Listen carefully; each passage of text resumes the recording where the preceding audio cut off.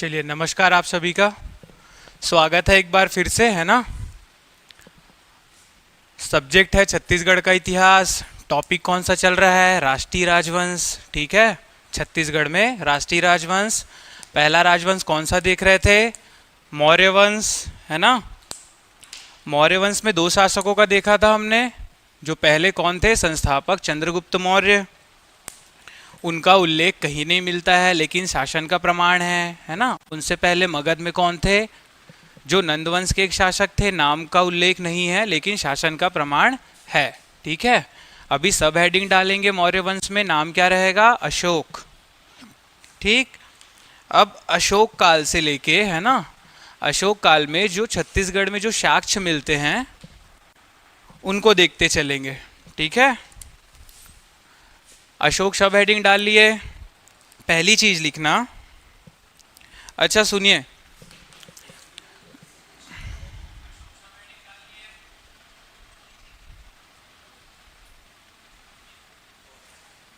ठीक है। चलिए, एक चीज देखना, जो राष्ट्रीय स्तर पे जो चीज है जिसका छत्तीसगढ़ में भी थोड़ा सा प्रभाव है ना। तो जो राष्ट्रीय स्तर वाला है, जो इंडिया पोषण वाला है, दो तीन लाइन में मैं आपको बताऊंगा, थोड़ा सा 2-3 मिनट में, है ना। अगर आप उसको नोट करना चाहे तो ठीक है, नहीं भी करना चाहोगे तो जब भारत वाला जब पोर्शन होगा, छत्तीसगढ़ का इतिहास या कोई सी भी चीज़ है ना, तो उसको आप वहाँ पे कर सकते हो। बट ध्यान से सुनना, उससे क्या है, लिंक होगा, है ना। जो भारत से छत्तीसगढ़ में चीज़ें कैसे पहुँची वो लिंक होगा। तो बस इसीलिए बताऊंगा, डायरेक्ट ना बता के। ठीक, दूसरी चीज़, अभी किसी का कमेंट था कि जो क्लास अगर मिस कर दे रहे हैं तो उसका नोट्स कैसे बनाएंगे। ठीक है, तो ग्रुप में लिंक है, तो जिस दिन की क्लास आपने मिस की है उस दिन जाइए, उस दिन उस डेट में जाके, उस डेट में जो लिंक जनरेट हुआ है ना, जो सेंड किया हुआ है हमने व्हाट्सएप पे, ठीक है, ग्रुप में, उस लिंक में जाके क्लास में आप जा सकते हो। ठीक है, फिर उस वीडियो से आप नोट्स बना सकते हो अपना। ठीक, चलिए, अशोक में पहली चीज़ लिखना, है ना, अशोक में पहली चीज़ लिखना, अशोक का जो राज्य था, है ना, तो इसमें लिखना अशोक के राज्य के अंतर्गत, है ना, या फिर अशोक राज्यांतर्गत, है ना, राज्यांतर्गत। ठीक है, राज्यांतर्गत मतलब राज्य के अंतर्गत कौन कौन से क्षेत्र थे। ठीक, तो इसमें हमको जानकारी कहाँ मिलती है? अभिलेखों से जानकारी मिलती है। ठीक है, जानकारी कहाँ से? अभिलेखों से।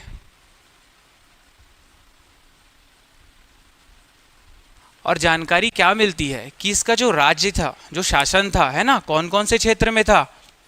तो देखना, कलिंग हो गया। कलिंग मतलब उड़ीसा। उड़ीसा छत्तीसगढ़ के कौन सी दिशा में है? पूर्व दिशा में है, तो इस ओर क्या हो गया? कलिंग हो गया। ठीक है, एक कलिंग हो गया। पश्चिम और कौन, पश्चिम की ओर कौन सा है? कैसे? पश्चिम की ओर कौन सा है? एक जगह है रूपनाथ, है ना, जो कि मिलेगा आपको एमपी में। अभी का उसका नाम है जबलपुर, है ना। तो रूपनाथ, आधुनिक कालीन नाम क्या है? जबलपुर।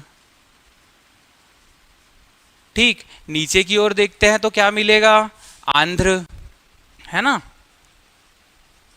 आंध्र मिल गया। तो जो बीच वाला हिस्सा है ये क्या है? छत्तीसगढ़ है। अशोक का राज्य था, कलिंग में भी था, आंध्र में भी था, और कहाँ था? रूपनाथ, जो कि जबलपुर है, वहां पे भी था। अब एक बात बताइए, सोचिए, है ना, छत्तीसगढ़ के पूर्व दिशा में क्या है? उड़ीसा है। दक्षिण नीचे की ओर आंध्र प्रदेश है ना, और आंध्र पहले तेलंगाना मिला के था। उत्तर पूर्व में, सॉरी, उत्तर पश्चिम में ऊपर की ओर क्या है, या फिर पश्चिम भी ले सकते हैं, रूपनाथ जबलपुर है। तो अगर इन तीनों जगह पे अशोक का शासन है तो इस जगह पे भी होगा ना? बिल्कुल होगा। तो इससे ये प्रमाणित होता है कि छत्तीसगढ़ के क्षेत्र में भी अशोक का शासन रहा होगा। ठीक है, ये मध्य क्षेत्र भी उसका हिस्सा रहा होगा। एक चीज और लिख लेना, कलिंग विजय के पश्चात, है ना, कलिंग विजय के पश्चात, कलिंग विजय के पश्चात छत्तीसगढ़ जो है क्या हुआ था? शामिल हुआ था अशोक के राज्य में, है ना।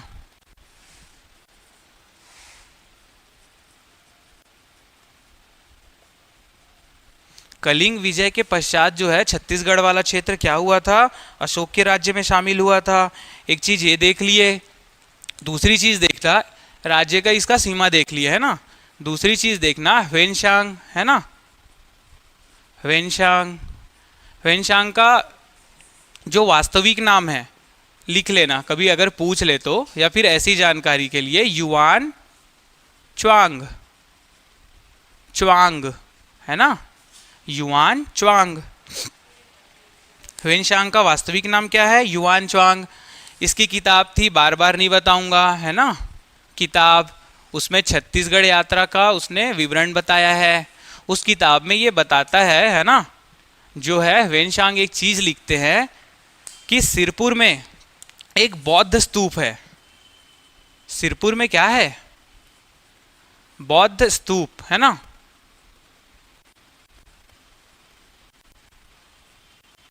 सिरपुर में एक बौद्ध स्तूप है। बनवाया किसने है, अशोक ने। ठीक है।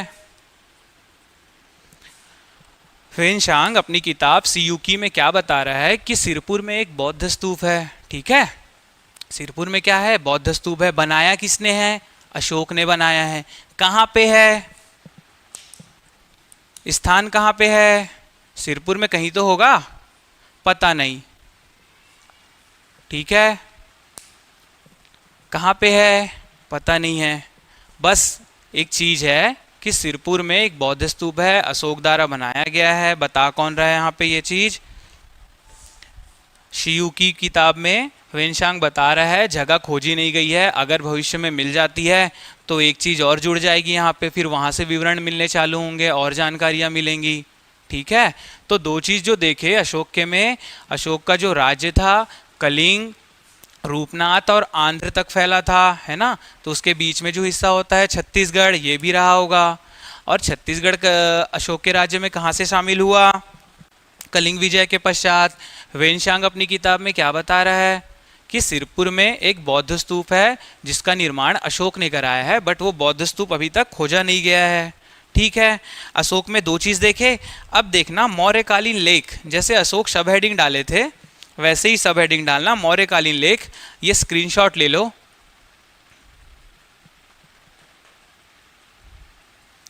ठीक है, थोड़ा सा जल्दी जल्दी है ना।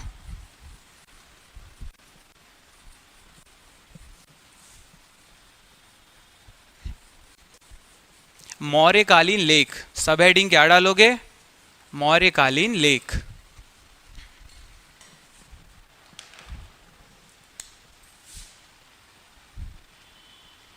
अशोक में दो चीजें ना। अब ये जो लेख है ये मौर्यकालीन आ रहा है, इसमें कहीं पे अशोक का वर्णन हो भी सकता है, नहीं भी हो सकता। मौर्यकालीन लेख में पहला डालना, पहला क्या डालोगे, सरगुजा रामगढ़ की पहाड़ी। सरगुजा क्या है, रामगढ़ की पहाड़ी में रामायणकालीन स्थल है ना।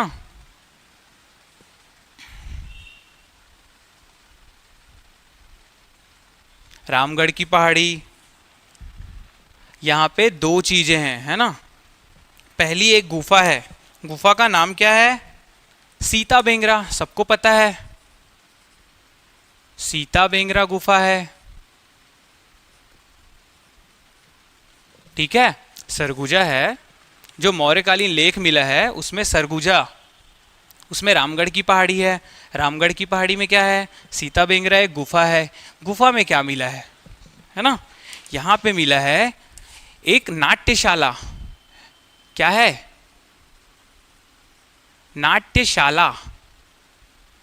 इसी को क्या कहते हैं, रंगमंच, है ना। रंगमंच, नाट्यशाला। नाट्यशाला है, रंगमंच में क्या होगा, उस समय जो जिस समय का है वो, है ना, उस समय जो भी आयोजन होते रहे होंगे, नाट्यशाला में क्या होगा, सांस्कृतिक आयोजन,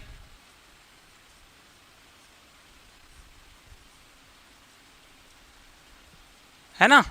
सांस्कृतिक आयोजन और क्या है, कलात्मक आयोजन हो सकता है। ये सारी चीज़ें है ना, जो नाटक हो गए, जैसे अभी मूवीज़ हैं, है ना, जो नाटक हो गए, जैसे मान के चलो रामायण ही हो गया, महाभारत का नाटक हो गया, कुछ भी चीज़ अगर होती रहेगी तो क्या है, रंगमंच है, स्टेज है, ठीक है। जैसे आपके स्कूल में भी होगा, कॉलेज में भी होगा, कहीं पे भी होता है, वैसा स्टेज मिला है। और उस स्टेज की तिथि क्या बता रहे हैं, सॉरी तिथि नहीं, वो कब है करके, इतना प्राचीन है, कितना प्राचीन, छत्तीसगढ़ में सबसे प्राचीन, भारत में सबसे प्राचीन, एशिया में सबसे प्राचीन, कैसा, नहीं, विश्व में, विश्व में प्राचीनतम है, ठीक है, विश्व में प्राचीनतम है, मतलब बहुत पुरानी है, ठीक। नाट्यशाला कहाँ मिला है, सीता बेंगरा गुफा, सीता बेंगरा गुफा कहाँ पे है, रायगढ़ की पहाड़ी, सरगुजा जिला, ठीक।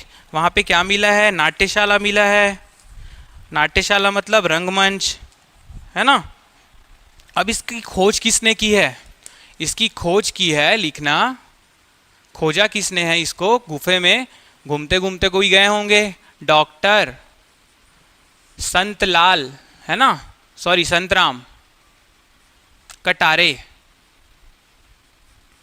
संतराम कटारे, ठीक है, संतराम नहीं है, सॉरी संतलाल है ये, है ना, संतलाल कटारे, खोज किसने की है, डॉक्टर संतलाल कटारे। एक अशोककालीन लेख हो गया, रामगढ़ की पहाड़ी में सीता बेंगरा गुफा में, ठीक। दूसरी चीज लिखना, यहीं रामगढ़ की पहाड़ी में ही दूसरी चीज, जोगी मारा गुफा, जोगी मारा गुफा, ठीक है, ये भी सेम जगह पे है, सरगुजा जिला, रामगढ़ की पहाड़ी, क्या नाम है, जोगी मारा गुफा। यहाँ पे क्या मिलता है, नाम लिखना बहुत इंपॉर्टेंट है, ध्यान से, है ना, देवदत्त, देवदत्त, है ना, ब्रैकेट में लिख लेना, नर्तक, क्या है, देवदत्त नर्तक, ठीक। उसके साथ, अब ये पुरुष हुआ ना, ये पुरुष है, नर्तक है, तो एक और नाम मिलता है, सूतनुका, सूतनुका, है ना, देवदासी, सूतनुका देवदासी, ब्रैकेट में लिखना नर्तकी, ठीक है। देवदत्त एक है, पुरुष है, वो क्या है, नर्तक है, सूतनुका देवदासी वो क्या है, नर्तकी है, ठीक है। अब क्या मिल रहा है, दोनों की प्रेम गाथा का वर्णन है, यहाँ पे क्या है, प्रेम गाथा का वर्णन है, ठीक है। जोगी मारा गुफा में क्या मिला है, एक नाम है देवदत्त, है ना, जो कि नर्तक है, वहां पे उल्लेख हुआ है। एक दूसरा नाम है सूतनुका देवदासी, है ना, वो एक नर्तकी है, दोनों की प्रेम गाथा का क्या है, वर्णन है। वर्णन कैसा है, वर्णन कैसा है, वर्णन में जो है, जो ये जो है क्या बोलते, देवदत्त है ना, देवदत्त जो है यहाँ पे लिख रहा है, ठीक है, लिखते हुए क्या लिख रहा है, ये वियोग में, वियोग में है,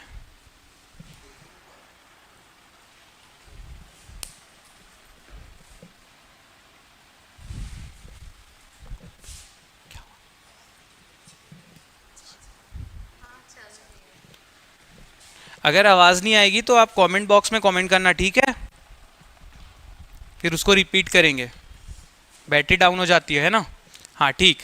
तो जो देवदत्त है वो वियोग में है ना, वियोग में अपनी भावनाओं को बता रहा है यहाँ पे, ठीक है, वियोग में क्या कर रहा है, अपनी भावनाओं को बता रहा है,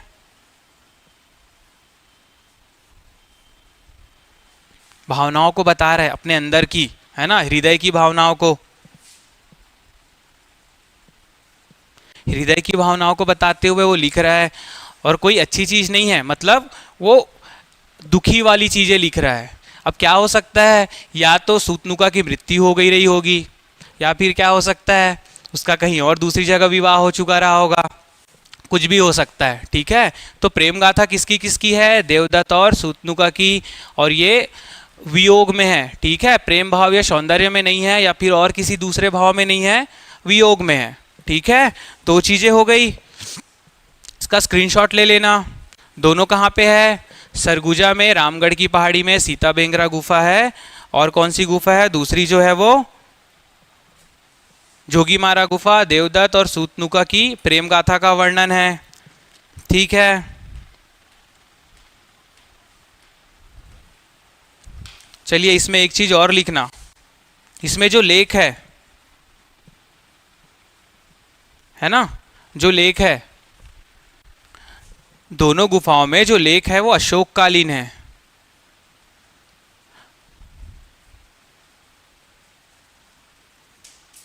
अशोककालीन कैसे हुए? जो लेख है वो अशोककालीन कैसे? अशोक के काल में जिस भाषा जिस लिपि का प्रयोग होता था, इन दोनों गुफाओं में जो अक्षर है, जो लिपि है, जो भाषा है, उसी भाषा का प्रयोग हुआ है। तो अशोककालीन लिपि, अशोककालीन लेख है तो भाषा कौन सी होगी? पाली भाषा, है ना, भाषा पाली होगी। लिपि कौन सी होगी? ब्राह्मी लिपि होगी, है ना, ब्राह्मी लिपि। भाषा कौन सी? पाली भाषा, लिपि ब्राह्मी है, और रंग कैसा है? गेरुआ। रंग दे तू मैं हूं गेरुआ वाला, गेरुआ, ठीक है, गेरुआ रंग है। यहां तक हो गया। मौर्यकालीन लेख में सरगुजा, रामगढ़ की पहाड़ी, पहली चीज जो मिलती है सीता बेंगरा गुफा, दूसरी चीज जो मिलती है जोगीमारा गुफा। सीता बेंगरा गुफा में है विश्व की प्राचीनतम नाट्यशाला, और जोगीमारा गुफा में क्या है? देवदत्त और सूतनुका की प्रेम गाथा का वर्णन है, जिसकी भाषा कैसी है? पाली भाषा है ना। लिपि कैसी है? ब्राह्मी लिपि है। और ये दोनों लिपियां अशोक के काल में प्रयोग में ली जाती थी, इसलिए इससे क्या प्रमाणित होता है कि ये अशोककालीन है, ठीक है। चलिए अब स्क्रीनशॉट लीजिए।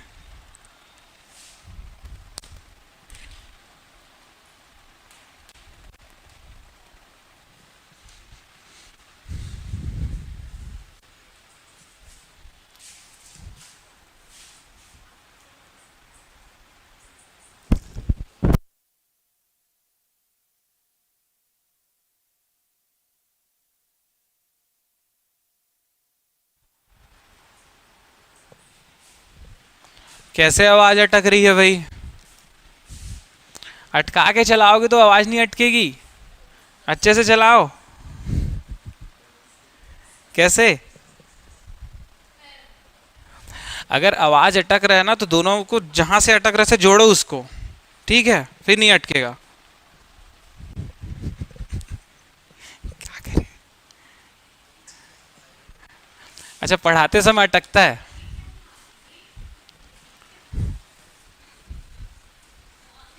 आवाज को जोड़ना सीखो, ठीक है, नहीं तो अटकते रहेगा तो आप लोग अटक जाओगे फिर।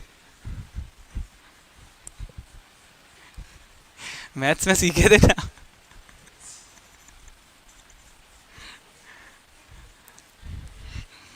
एक आवाज प्लस दूसरी आवाज मिला के बन गई तीसरी आवाज। चलिए अब लिखना, सब हेडिंग डालना, मौर्यकालीन अवशेष। मौर्यकालीन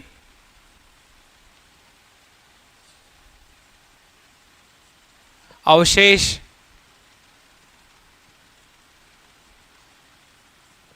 ठीक है। अशोक के बारे में दो चीजें देख लिए, मौर्यकालीन लेख देख लिए, है ना, दो लेख मिला था जो विशेष है बहुत ज्यादा। और उसके बाद क्या दिखे? अभी देख रहे हैं मौर्यकालीन अवशेष, है ना। मौर्यकालीन अवशेष में सबसे पहले लिखना मुद्रा। क्या लिखोगे? मुद्राएं, हाँ, पहले लिख लेना मुद्राएं, है ना, मुद्राएं। कहाँ कहाँ पे मिला है मुद्राएं? चलिए, मुद्रा थी कैसी? चांदी की थी, ठीक है, चांदी की थी, गोल थी, चांदी की थी, गोल थी, और कैसी थी? पतली थी, चिपटी, है ना। नहीं तो चांदी का गोल क्या हो जाएगा, वो बाटी जैसा हो जाएगा। ठीक वैसा नहीं था, कंचे जैसा नहीं था। क्या था, चांदी था, गोल था, पतला था। ठीक है। मिला कहाँ कहाँ पे है, पहले सुनना। ठीक है, कहाँ कहाँ पे मिला है, बिलासपुर। ठीक है। उसके बाद आता है जांजगीर चांपा। ठीक। तीसरा है रायगढ़। अब इन तीनों जगह पे कहाँ कहाँ से मिला है। ठीक है, बिलासपुर में मेनली बिलासपुर से मिला है। जांजगीर चांपा में कहाँ कहाँ पे मिला है, जांजगीर चांपा में आप लिखना ठठारी। कहाँ पे, ठठारी, ठेठरी नहीं, ठठारी। ठीक है, ठठारी हो गया। अकलतरा,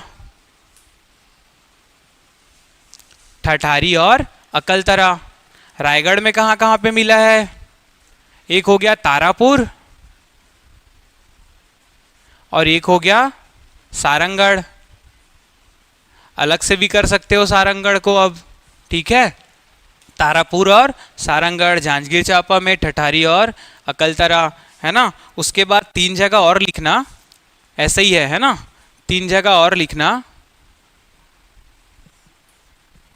वायर, वायर है ना, जो बिजली वाला वायर लिखते हैं वही वायर है। वायर, गुजरा, वायर गुजरा, और क्या लिखेंगे, एक और है उड़ेला। ठीक है, बहुत विशेष चीज है ये, अच्छे से नोट करना इसको। जो अशोककालीन जो मुद्राएं हैं वो कैसी हैं, चांदी की हैं, पतली है, गोल है। ठीक है, जैसे अभी का जो सिक्का रहता है वैसे ही, केवल वो चांदी का, अभी जैसा रहता है वैसा नहीं, चांदी का सेम है ना, आकृति वैसी ही चांदी की। कहाँ कहाँ पे, बिलासपुर में, जांजगीर चांपा में, रायगढ़ में। बिलासपुर में, जांजगीर चांपा में, रायगढ़ में। बिलासपुर में मेनली बिलासपुर में, जांजगीर चांपा में कहाँ कहाँ पे, ठठारी और अकलतरा। रायगढ़ में तारापुर और सारंगढ़। इसके अलावा तीन जगह और है, वायर, गुजरा और उड़ेला। ठीक है, ये क्या थे, मुद्राएं थे, है ना। एक लिखना सिक्का, इसमें सिक्का इसलिए नहीं करवाया क्योंकि अलग है ना। सिक्का लिखना,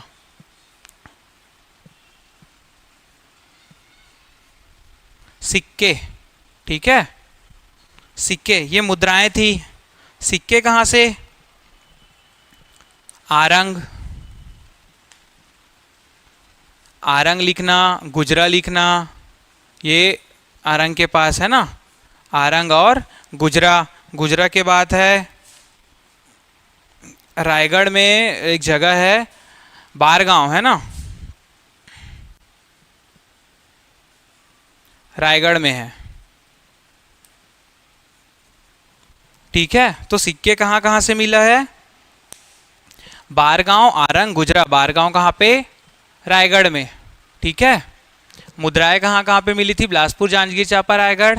और सिक्के कहाँ पे है, आरंग, गुजरा, बारगांव, रायगढ़, है ना।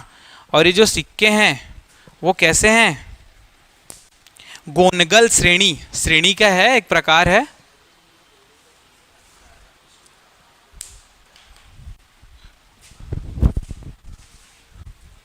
अबे लोगों को क्या दिक्कत होता है, नहीं बंद कर दिया।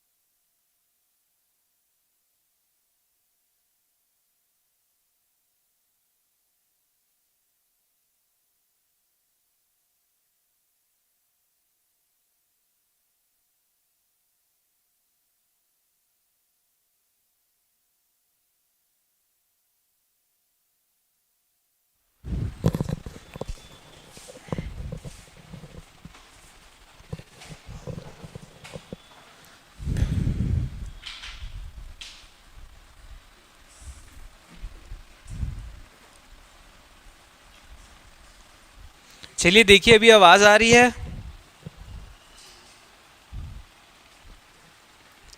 कमेंट करना कि आवाज आ रही है कि अभी भी अटक रही है अभी भी।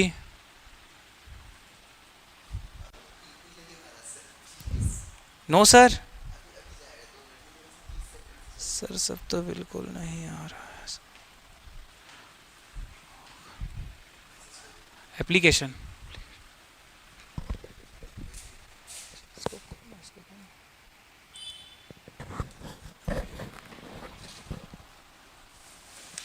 देखिए आवाज आ रही है।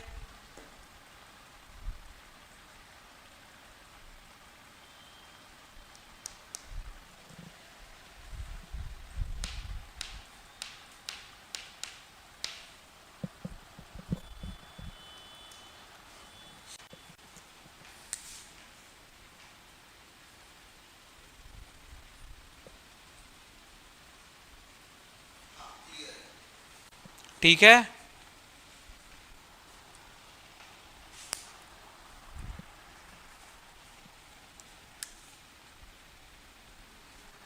आवाज आ रही है अभी। चलिए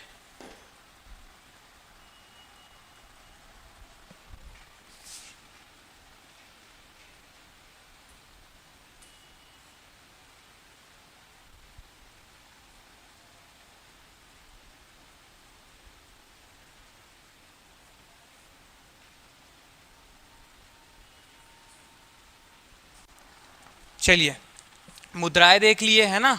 मुद्राओं में एक चीज और लिख लेना, इनका वजन था 12 रत्ती, है ना। 12 रत्ती। जो बिलासपुर जांजगीर चांपा रायगढ़ से जो मुद्राएं मिली हैं उनका वजन है 12 रत्ती, है ना। ठीक है, एक चीज नोट कर लेना। सिक्के कहाँ कहाँ से मिले हैं?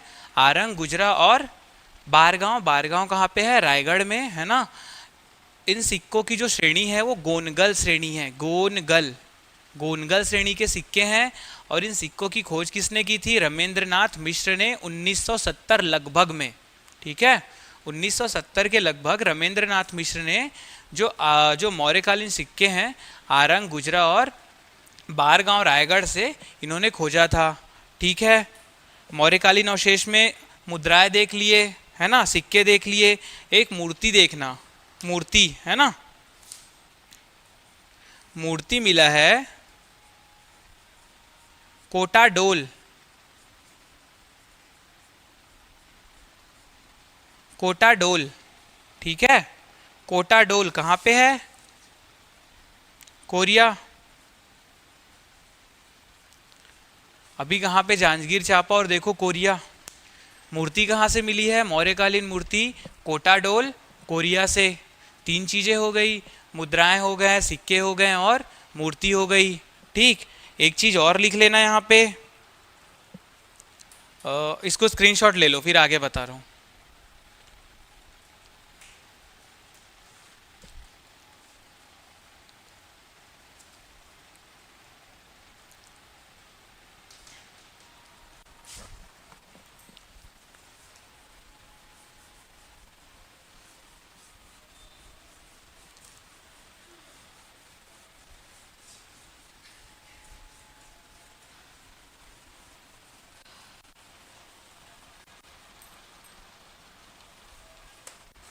चलिए चौथी चीज लिखना, मुद्राएं, सिक्के हो गए और मूर्ति हो गई जो कोटा डोल कोरिया से मिला हुआ है। यहाँ पे एक मिलता है बड़े आकार का ईंट, है ना।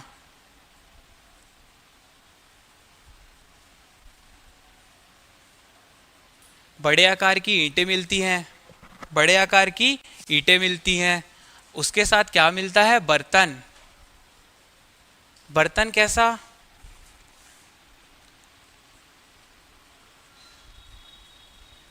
उत्तर भारतीय काले पॉलिश वाला, है ना।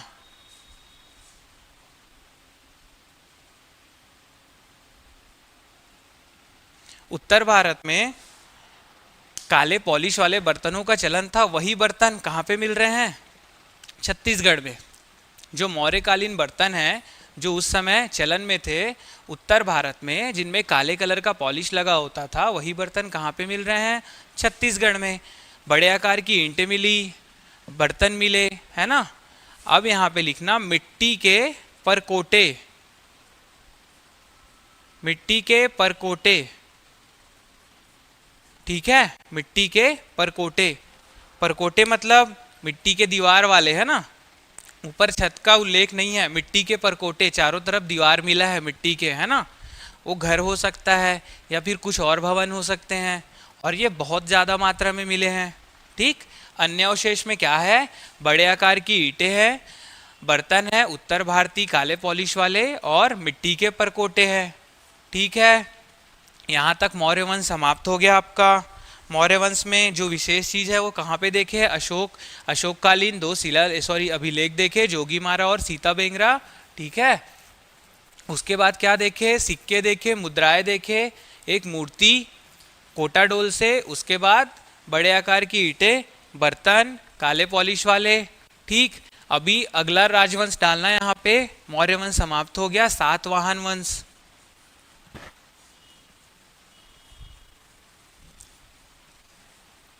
सातवाहन वंश,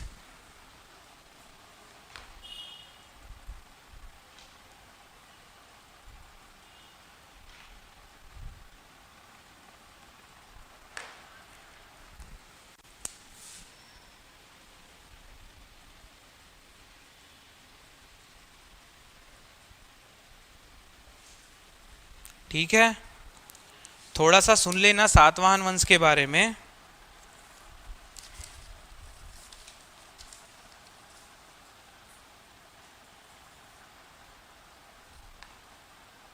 ठीक है, चलिए, सातवाहन वंश है ना, इनका जो क्षेत्र था उत्तर भारत था। अब मैं जैसे बता रहा हूँ, जितने भी राजवंश आए सब उत्तर भारत से ही आए, है ना। लेकिन जब उनको जब पता चलता था कि हाँ, नीचे वाला जो मध्य और दक्षिण क्षेत्र है यहाँ पे भी साम्राज्य का विस्तार किया जा सकता है, तो फिर वहाँ से छत्तीसगढ़ क्षेत्र में उनका प्रभाव देखने को मिलता है। तो जो सातवाहन वंश था ये कहाँ पे था, मध्य भारत में था, है ना, मध्य भारत में था, स्पेशली मध्य भारत में था, दक्कन वाले क्षेत्र में, है ना, दक्कन वाले क्षेत्र में थे। तो इसके बाद यहाँ पे इसमें लिखना संस्थापक, अगर लिखना हो तो, बाकी यहाँ पे जरूरत नहीं है। जो छत्तीसगढ़ में जो साक्ष्य मिले हैं जो प्रभाव के सातवाहन वंश के, हमको केवल उतना देखना है। लेकिन एक चीज बस थोड़ा सा कहानी जैसा सुन लेना, है ना। यहाँ पे संस्थापक हुए सिमुक, सीमुक, है ना। संस्थापक कौन हुए, सिमुक। सिमुक ने क्या किया, जो मध्य क्षेत्र में एक शासक थे, है ना, सुशर्मा,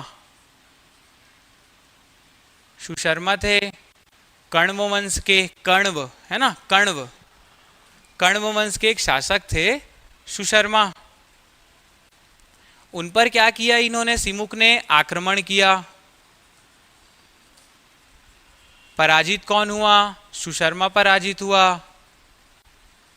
ठीक है, जो सातवाहन वंश के संस्थापक थे शिमुक, है ना, उसने आक्रमण किस पर किया, जो मध्य क्षेत्र में एक शासक थे, है ना। उस समय मध्य क्षेत्र में शासक कौन थे, मध्य क्षेत्र में शासक थे सुशर्मा, कण्व वंश के। उन पर इन्होंने, सिमुक ने आक्रमण किया और कुछ हिस्सों पे कब्जा कर लिया। आक्रमण के बाद पराजित हो गया, तो सिमुक ने क्या किया, कुछ हिस्सों पे कब्जा कर लिया।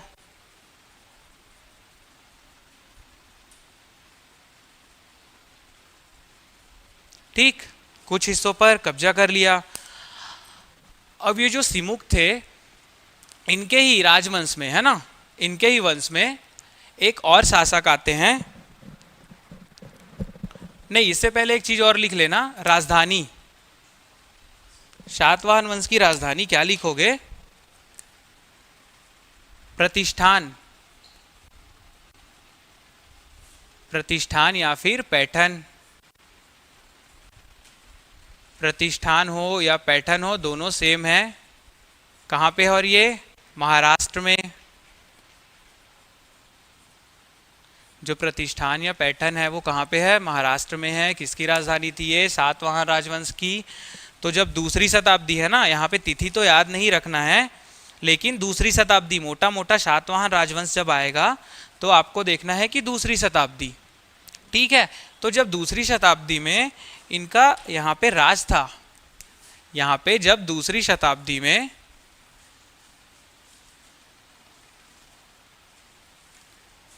सातवाहन वंश का छत्तीसगढ़ में इस राजवंश की स्थापना हो चुकी थी। इस समय है ना, जो छत्तीसगढ़ क्षेत्र है, छत्तीसगढ़ का जो पूर्वी क्षेत्र है ना, पूर्वी क्षेत्र है, छत्तीसगढ़ का जो पूर्वी क्षेत्र है, यहाँ पे एक शासक था खारवेल, है ना, नाम बहुत इंपॉर्टेंट है, खारवेल। ये कौन से वंश का था? चेदी वंश का, ठीक है। खारवेल एक शासक था, कौन से राजवंश का था? ये चेदी वंश का था, ठीक है। और बात कब हो रही है? दूसरी शताब्दी की बात हो रही है, जब सातवाहन राजवंश छत्तीसगढ़ में स्थापित हो चुके थे, ठीक है। छत्तीसगढ़ में क्या थे? ये स्थापित हो चुके थे। उसी समय जो पूर्वी क्षेत्र है छत्तीसगढ़ का, वहां पे कौन शासक था? खारवेल। कौन से वंश का था? चेदी वंश का। तो क्या हुआ था, थोड़ा सा जो पूर्वी क्षेत्र है छत्तीसगढ़ का, पूर्वी क्षेत्र मतलब गरियाबंद, धमतरी, ठीक है, महासमुंद, ये वाला जो क्षेत्र है ये किसके अधिकार में था? खारवेल के अधिकार में था। इसलिए खारवेल से क्वेश्चंस आते हैं, ठीक है।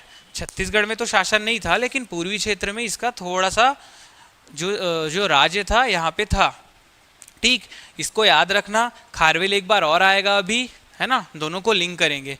तो क्या हुआ, सातवाहन राजवंश का जो शासन था वो कहाँ पे था? उत्तर भारत में था।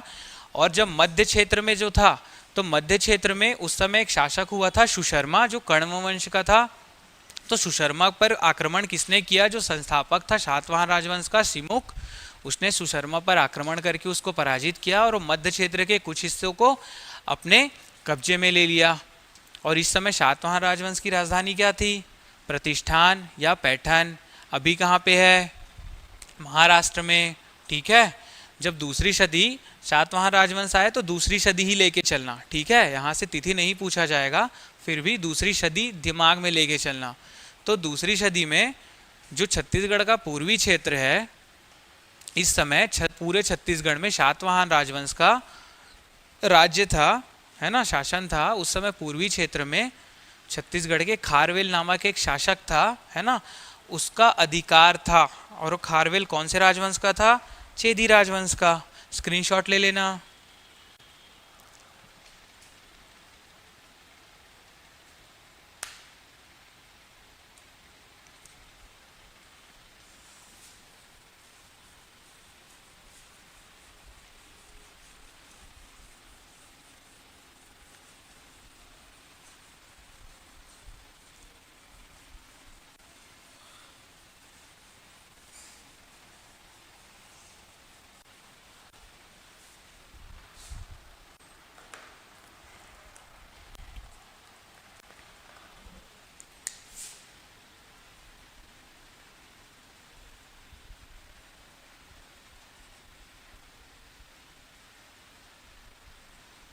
चलिए, अब ये तो सातवाहन यहाँ पे छत्तीसगढ़ कैसे आया ये था, है ना।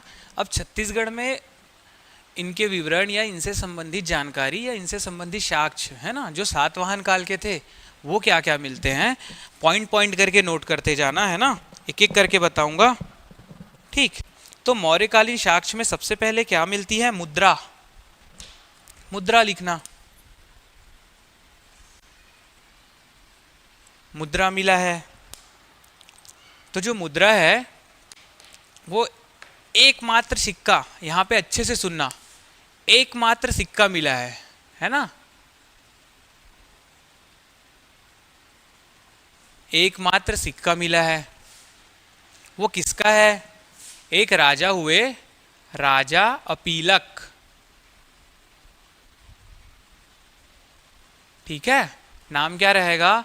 क्वेश्चन आता ही है, बार बार आता है इससे, है ना, नहीं तो मैच द फॉलोइंग में पूछेंगे, कैसे भी करके इसको ले ही आते हैं, ठीक है। तो राजा कौन थे? अपीलक। एकमात्र सिक्का कहाँ पे मिला है सातवाहन राजवंश का? अपीलक, राजा अपीलक का एक सिक्का है, कहाँ पे मिला है? बालपुर। स्थान लिखेंगे बालपुर। कहाँ पे मिला है? बालपुर, है ना? बालपुर। बालपुर कहाँ?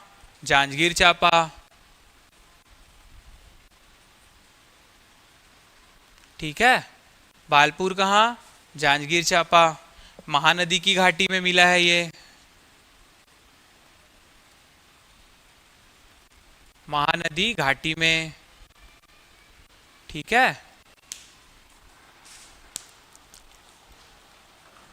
सातवाहन कालीन एकमात्र सिक्का राजा अपीलक का बालपुर महानदी घाटी जांजगीर चांपा में मिला है। ठीक है, इसकी विशेष चीज ये है कि ये एकमात्र सिक्का है। यहां पे ध्यान देना, राजा के नाम का एकमात्र सिक्का है ना?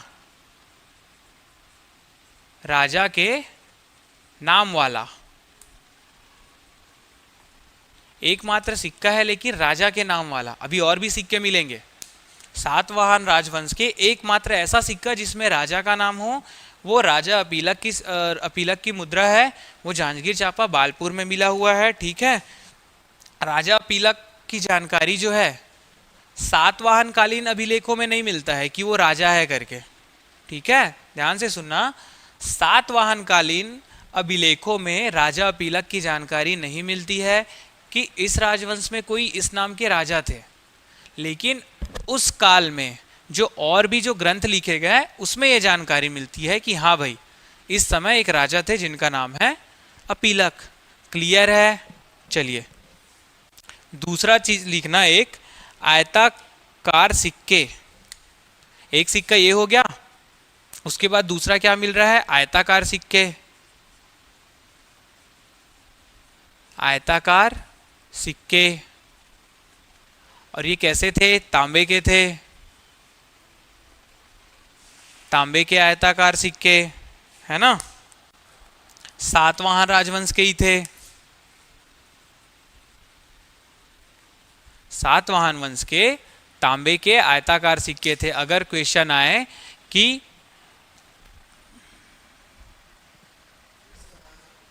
क्या हो गया, आवाज नहीं आ रही है?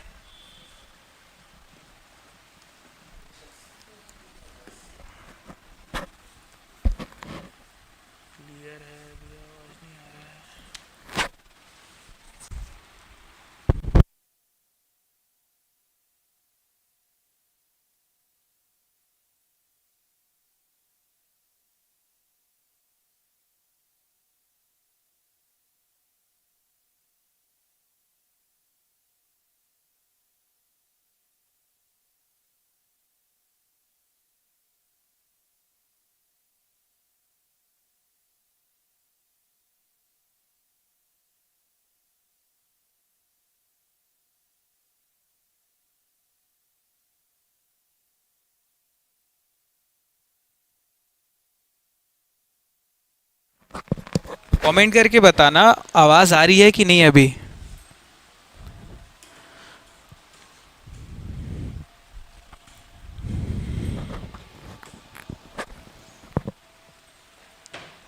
आवाज आ रही है?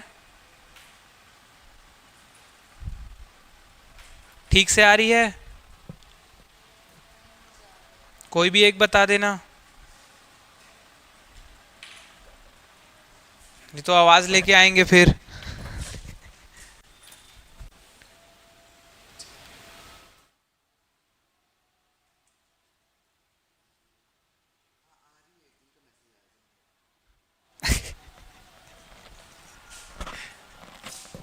चलिए, आवाज आ रही है अभी? आवाज अभी आ रही है? ठीक, यस, ठीक है ना? चलिए, आयताकार सिक्के कहाँ, सॉरी, आयताकार सिक्के जो है तांबे के। तो अगर क्वेश्चन आएगा कि सातवाहन कालीन सिक्के कैसे थे, तो आयताकार थे। और किस धातु के थे? तो तांबे के थे। तांबे के आयताकार सिक्के सातवाहन राजवंश के। ठीक है, और ये मिला कहाँ से है? जो छत्तीसगढ़ क्षेत्र से, है ना? अबे पहचानेंगे कैसे? इसमें क्या है, एक और जो है, एक और स्त्री, एक और क्या है, स्त्री या फिर नाग, है ना, एक और स्त्री या फिर नाग का चिन्ह है। और दूसरी ओर क्या है, दूसरी ओर है हाथी। ठीक है, जो सिक्का है उसमें एक और चिन्ह जो है वो क्या है, स्त्री है या फिर नाग है। दो टाइप के सिक्के हैं, एक में एक तरफ तो हाथी कंफर्म है, और किसी किसी सिक्के में एक और स्त्री है और एक और नाग है। ठीक है, क्लियर हो गया। आयताकार सिक्के तांबे के सातवाहन काल के, दो प्रकार के सिक्के मिल गए। एकमात्र सिक्का जो राजा का था वो अपीलक का मिला बालपुर महानदी घाटी से जांजगीर चांपा में। दूसरा है आयताकार सिक्के तांबे के, उसमें चिन्ह कैसा है, एक और स्त्री है या फिर नाग है कहीं कहीं पे, और एक और हाथी है ही। ठीक है, चलिए अब और लिखना इसमें रोमन सिक्के, रोमन काल के, रोमन राजवंश के सिक्के हैं ना। रोमन सिक्के जो ये थे ये सोने के थे, रोमन सिक्के जो थे वो सोने के थे। ठीक है, और ये मिला कहाँ पे है, चक्करबेड़ा, मोस्ट इंपॉर्टेंट है ना, चक्करबेड़ा बिलासपुर। घुमा के इसको पूछ ही लेंगे। चक्करबेड़ा बिलासपुर में रोमन कालीन सिक्के मिले हैं जो कि हैं सोने के हैं। ठीक है, रोमन कालीन सिक्के मिले हैं चक्करबेड़ा बिलासपुर में। और यहीं पे एक और लिख लेना, है ना, कुषाण कालीन सिक्के मिले हैं, कुषाण सिक्के, है ना, ये जो थे ये तांबे के थे। कुषाण के जो सिक्के थे, कुषाण कालीन सिक्के, वो तांबे के थे। तो देखिए यहाँ पे जो सातवाहन कालीन सिक्के दो टाइप के मिले हैं, एक जो है बालपुर में मिला है अपीलक का, जो कि केवल एकमात्र राजा का है। दूसरा सिक्का जो है सातवाहन कालीन सिक्का जो है वो आयताकार तांबे का, स्त्री नाग, स्त्री या फिर हाथी या फिर नाग और हाथी। ठीक है, दो दूसरे राजवंश के मिले हैं सिक्के, वो है रोमन सिक्के। जो रोमन राजवंश के सिक्के हैं वो कैसे हैं, सोने के हैं। और रोमन सिक्के कहाँ पे मिले हैं, चक्करबेड़ा बिलासपुर। और कुषाण सिक्के मिले हैं, स्थान नहीं दिया गया है, तांबे के हैं। ठीक है, तो मुद्रा में ये हो गया, सातवाहन कालीन मुद्रा में चार प्रकार के सिक्कों की बात हो गई। ठीक, अब यहाँ पे क्या देखेंगे, लेख देखेंगे। लेख मुद्रा हो गया, लेख या शिलालेख कुछ भी लिख सकते, सॉरी अभिलेख कुछ भी लिख सकते हो। एक जगह पढ़े थे ऋषभ तीर्थ का, ऋषभनाथ का, कहाँ पे था, गूंजी। गूंजी कौन सा जिला, शक्ति। गूंजी जिला कौन सा है, शक्ति, है ना। यहाँ पे सातवाहन कालीन एक शासक हुए, है ना, नाम क्या था, राजकुमार वरदत्त श्री। राजकुमार वरदत्त श्री। ठीक है, गूंजी शक्ति में एक जगह, सॉरी शक्ति जिले में एक जगह है गूंजी, वहाँ पे शासक का नाम क्या है, राजकुमार वरदत्त श्री, है ना। इनका एक लेख मिलता है, राजकुमार वरदत्त श्री का क्या मिलता है, एक लेख मिलता है। किनका है लेख, वरदत्त श्री का, है ना। लेख में क्या बोला गया है, 1000 गाय दान, है ना, किसको, ब्राह्मणों को। लेख में क्या बताया गया है कि 1000 गाय का जो दान दिया गया है ब्राह्मणों को, किसके द्वारा, राजकुमार वरदत्त श्री द्वारा। क्लियर हो गया, गूंजी शक्ति में जो लेख मिला है वो शासक राजकुमार वरदत्त श्री का है, जिसमें उल्लेख क्या हुआ है कि इन्होंने 1000 ग्राम जो है वो ब्राह्मणों को दान किया है। ठीक है, चलिए फटाक से लिखना, दूसरा लेख लिखना है यहाँ पे। एक लेख ये हो गया, दूसरा लेख लिखना किरारी अभिलेख। किरारी बहुत विशेष है ये। किरारी अभिलेख कहाँ पे है? जांजगीर चांपा में, जांजगीर चांपा जिले में है ना। एक स्थान है चंद्रपुर, सबको पता है, चंद्रहासनी वाला, ठीक है। तो चंद्रपुर एक जगह है जांजगीर चांपा में, वहां पे गांव क्या है? एक किरारी गांव है, एक ग्राम है। किरारी क्या है? एक ग्राम है, ठीक है। जांजगीर चांपा में चंद्रपुर सबको मालूम है। चंद्रपुर के पास एक गांव है किरारी। तो जो किरारी गांव है उसके तालाब में, है ना, उसके तालाब में क्या मिला है? एक काष्ठ स्तंभ मिला है। काष्ठ स्तंभ मतलब लकड़ी।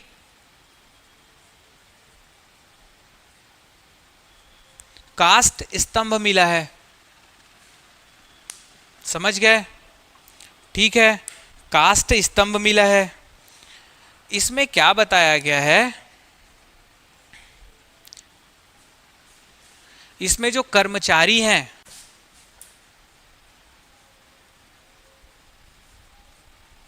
कर्मचारियों का जो पद होता है ना, उस पदों का विवरण है, ठीक है।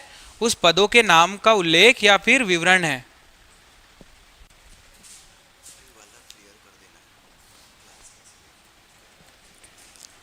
ठीक है।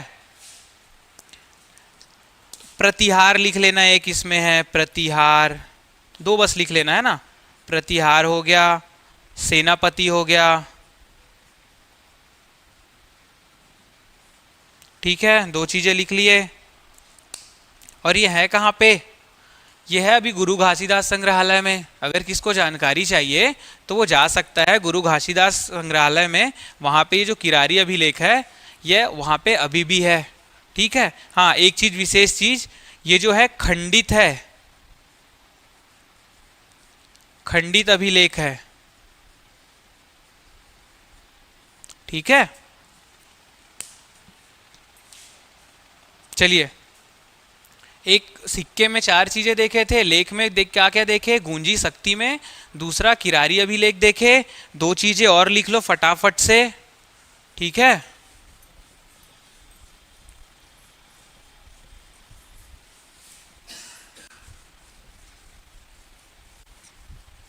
फिर सातवाहन काल यहाँ पे समाप्त हो जाएगा। 3-3 4-4 लाइन का है, इसको सबको आसानी से आप याद रख सकते हो।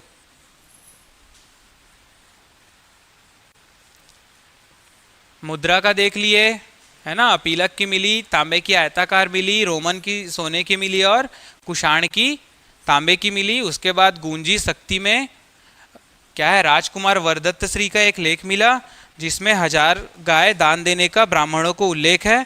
उसके बाद किरारी जो जांजगीर चांपा चंद्रपुर के पास है, वहाँ के तालाब के बीच में काष्ठ अभिलेख, जो लकड़ी का अभिलेख है ना, वो मिला, जो कि खंडित है, ठीक है। उसमें कर्मचारी पद का उल्लेख है, जैसे कि सेनापति या फिर प्रतिहार।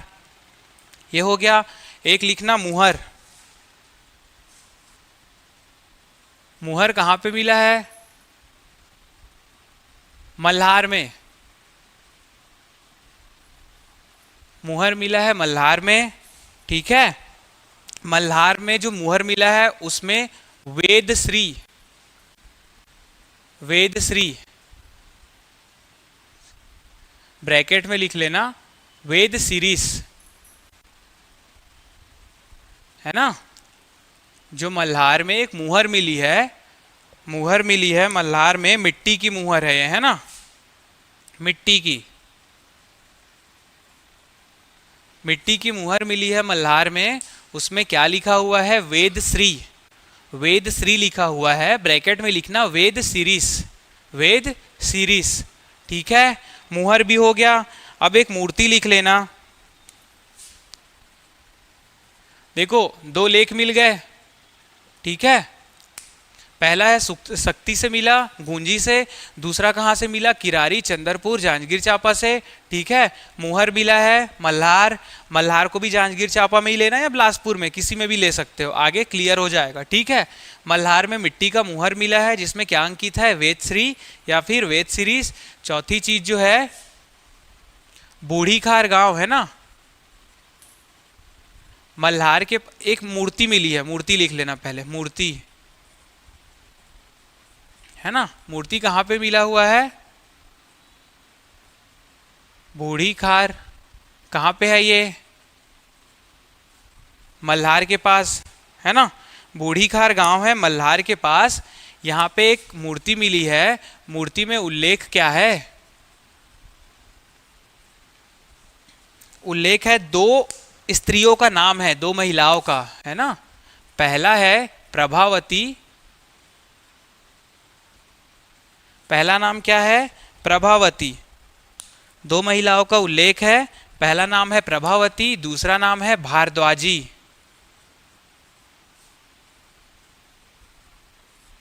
दो महिलाओं का उल्लेख है, प्रभावती और भारद्वाजी। और उल्लेख में क्या है?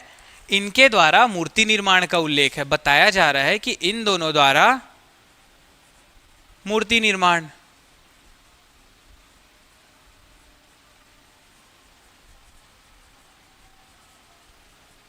क्लियर है? बूढ़ी खार गांव, बूढ़ी खार गांव है ना, कहाँ पे है? मल्हार में है। ठीक। वहां पे एक मूर्ति मिली है, मूर्ति में क्या है? भारद्वाजी और प्रभावती दो महिलाओं का नाम है। ठीक है। और क्या बताया जा रहा है कि इन दोनों के द्वारा मूर्ति का निर्माण किया गया है। और इसमें जो लिपि है वो ब्राह्मी लिपि का प्रयोग किया गया है। बस एक चीज है ना, ब्राह्मी लिपि का प्रयोग किया गया है। हो गया एक चीज। ठीक है। दो चीज और लिख लेना इसमें, दो चीज और लिख लेना फिर खत्म हो जाएगा। वेनसांग, वेनसांग कौन से सन में आया था, कौन से समय में? बताया था सातवाहन काल में है ना। तो वेनसांग, वेनसांग का जो विवरण है ना, उसमें वेनसांग क्या बताता है विवरण में कि यहाँ पे दक्षिण कोसल का एक जो राजा था उस समय, हमको नहीं पता है कौन था। ठीक है। वेनसांग अपने विवरण में क्या बता रहा है? दक्षिण कोसल में एक राजा था। ठीक है। राजा की राजधानी थी। राजधानी क्या थी, कहाँ पे थी, कुछ नहीं पता है। राजा था, उसकी राजधानी थी। राजधानी के निकट एक पर्वत था। राजधानी के निकट क्या था? एक पर्वत था। तो उस पर्वत में 5 मंजिलों वाला संघाराम,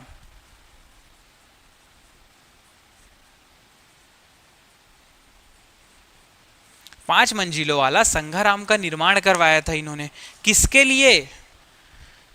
कौन आए थे बौद्ध धर्म के समय में? नागार्जुन। ठीक है। नागार्जुन के लिए।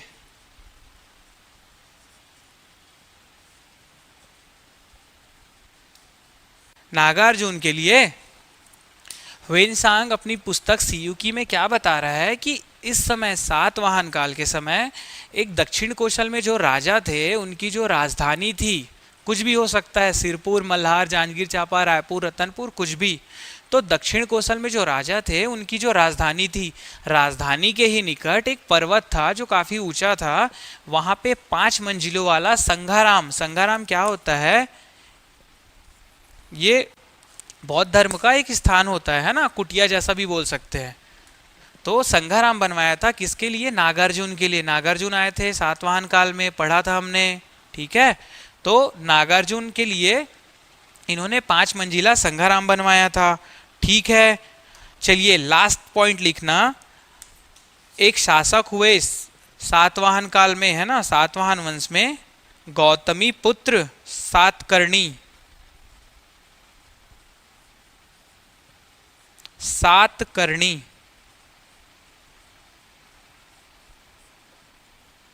गौतमी पुत्र सातकर्णी। ठीक है, इनके विषय में क्या है, इन्होंने कलिंग, कलिंग अगर मैं बोल रहा हूं तो उड़ीसा लेके चलना है ना, कलिंग और कौशल, इन दोनों जगह पे इन्होंने क्या किया था, शासन। कलिंग और कौशल इन दोनों जगह पे इन्होंने क्या किया था, शासन किया था। ठीक है, और इसी समय इनके ही काल, इन्हीं के समय पे है ना, टॉलेमी, लास्ट चीज है, अच्छे से सुनो, टॉलेमी कौन थे, मिस्र यात्री।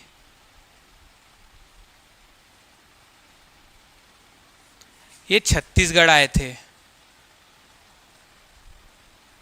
छत्तीसगढ़ की यात्रा की थी इन्होंने, और इन्होंने क्या कहा था, बहुत ही इंपॉर्टेंट चीज है, इन्होंने कहा था छत्तीसगढ़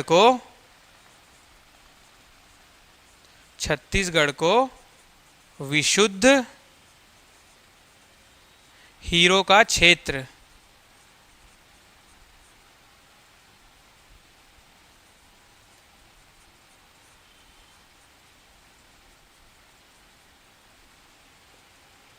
छत्तीसगढ़ को क्या कहा था, विशुद्ध हीरो का क्षेत्र कहा था। हो गया, सातवाहन वंश में केवल इतना ही चीज है।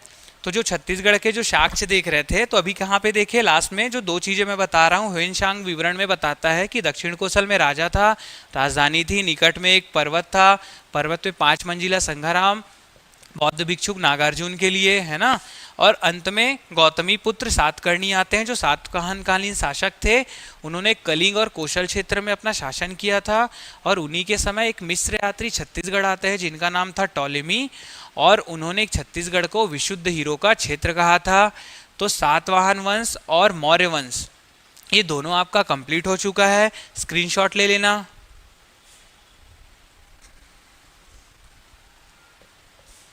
ठीक है, अभी 3 राजवंश और बच गए जो राष्ट्रीय राजवंश है। इसके बाद जो आएगा मेघवंश आएगा, उसके बाद वाकाटक वंश और गुप्त वंश, है ना। तो छोटा छोटा है, अगली क्लास में वो कवर हो जाएगा, या फिर एक क्लास और लेना पड़ेगा। उसके बाद क्षेत्रीय राजवंश करेंगे। बताओ किसको किसको आवाज़ नहीं आ रही थी।